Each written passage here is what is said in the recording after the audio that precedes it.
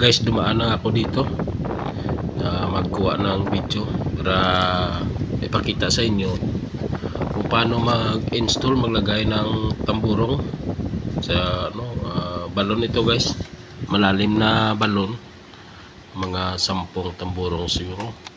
So yung kanilang kontraktor, kaibigan ko, dumaan ako dito para gumawa na ng video. May inayos na kasi ako makina dyan sa kabila lang. Gusto ko rin makita guys kung paano sila maglagay ng tamburong sa ilalim.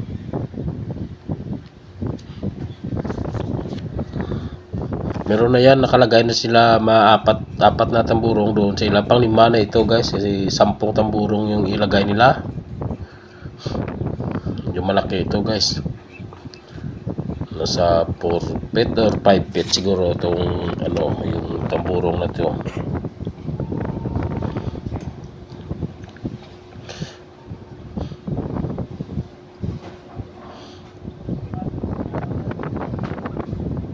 Ito pala yung nalagay nila na tali guys, yung parang parang manipis na paha na yari sa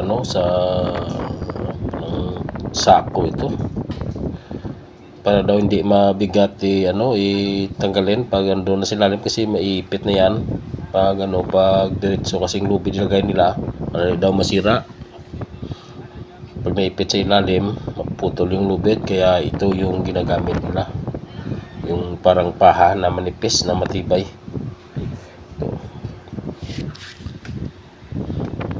Diyan na yan guys, nasa tabi na yan ang butas.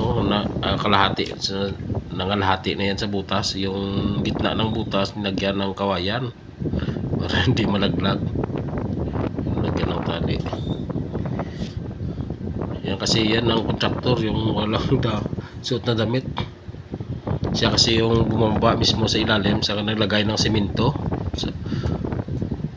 Lahat ng dugtungan ito guys, nilalagyan kasi ng semento.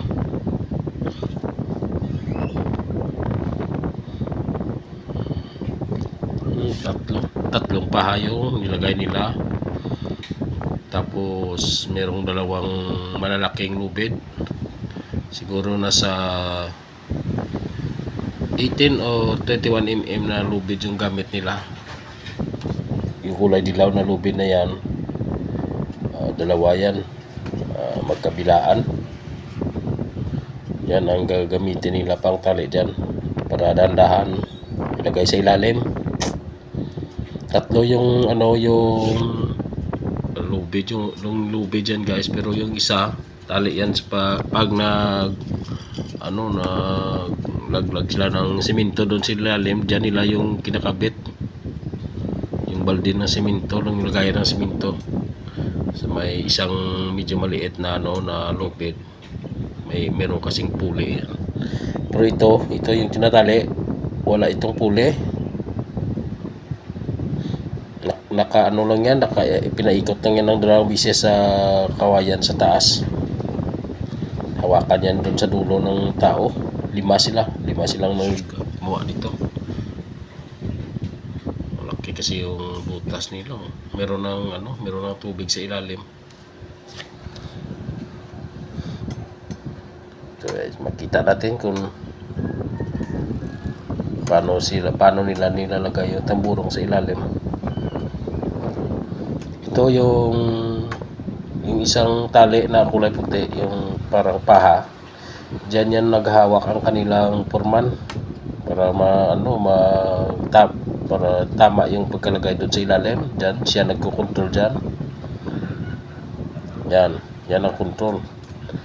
Yung na yan, yung lubid na yan, tingnan nyo guys, inihila ng 2 tao doon sa kabila. Yung isa naman magtatanggal ng kawayan. Yan yun, lakas yung hangin. Ayun, natanggal na guys yung kawayan. Dandahan na nila itong ilagay pa ilalim. This is a Filipino style on how to install tambourine in the deep well. Ina guys, dahan-dahan, dahan-dahan. Huwag tayong masyadong malapit. Baka mauna pa tayong bumagsak doon sa ilalim ng butas. Hirap na. Dito lang tayo sa medyo malayo na konti. Ayan.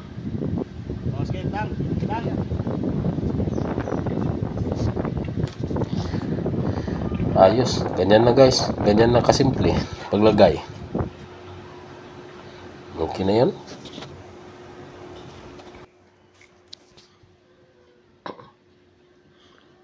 Yan na guys, yun ang kanilang kontraktor, forma nila, yun na sa ilalim, andun na sa ilalim, naglagay ng nilalagyan niya ng simento yung mga dugtungan para in case daw na mayroong kaunting tubig sa labas, hindi agad papasok sa loob. Kasi pag di daw linagyan ito ng simento yung dugtungan, hindi maganda yung tubig, hindi daw malinaw. Nilalagyan niya ng nilagyan niya ng simento. Tapos mamaya siguro lagyan niya ng simento yung taas na part ng ng tamburong.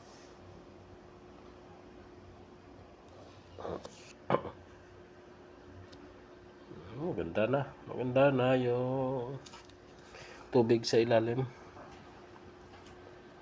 Malinaw na. Kaya lang pag dumungaw ka, nakakatakot. Masyadong malalim.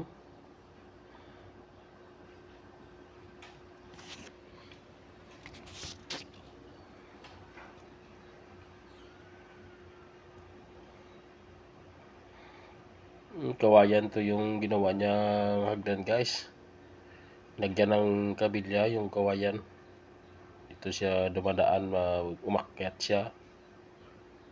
Gusto niyang umahon sa butas.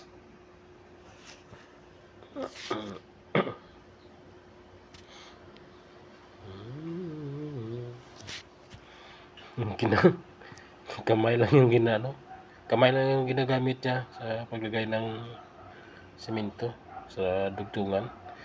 Bago yan ipatong ang isang tamburong, mayroon na yan guys, may nakabang na semento diyan.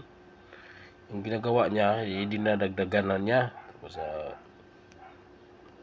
tawag yan, kinikinis niya. Kamay lang ginagamit niya. Yan yan ang semento na ginagamit niya. Medyo maliit na lubid dyan guys. Tapos merong puli. Tapos merong isang tao dyan na yung hinahatak niya. Yan.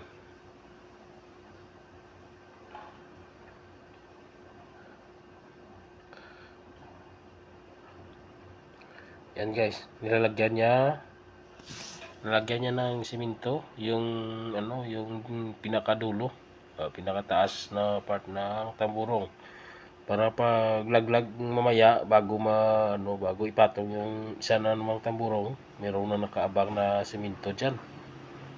After niya na ipatong na diyan yung mamaya yung isang tamburong, bababa naman siya, saka ipinis niya yung gilid.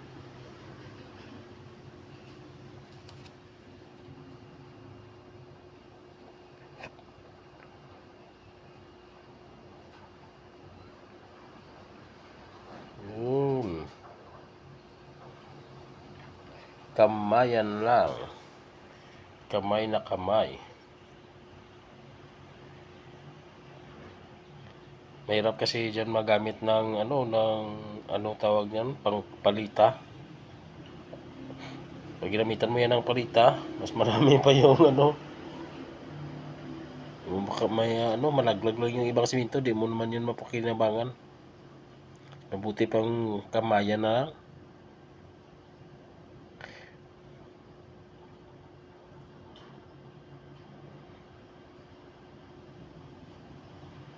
Yun, malapit na mapuno.